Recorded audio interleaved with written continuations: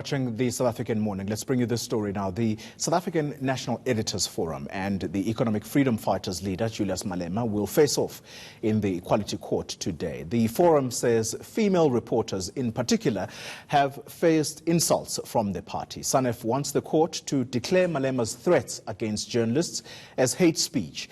It also wants him to apologize to affected journalists. Well, for more on this story, we're joined via Skype by SANEF chairperson, Mahlatse. Ms. Mahlatse, thank you very much for your time. Firstly, remind us of some of what was said against these female journalists by the leader of the EFF.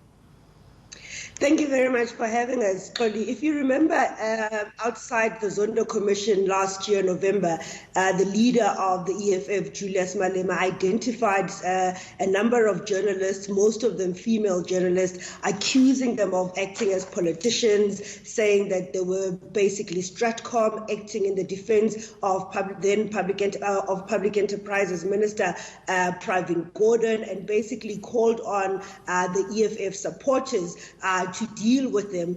Of course, he argues that he later then qualified that statement to say that it mustn't be a violent interaction. But what we saw was a horrid systematic attack on those women journalists on Twitter by people claiming to be EFF supporters. Remember, this is when they were called the B word, they were called whores, the C word was used.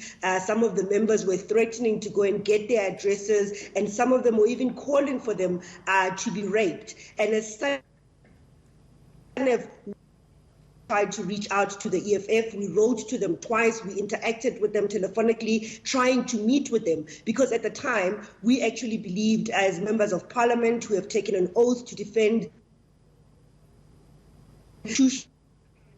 as an organization that also is created to defend Section 16 of the Constitution, we could find a way out, but they basically said to us, we'll meet you after elections, and we were left with no choice but then to take legal action on the matter.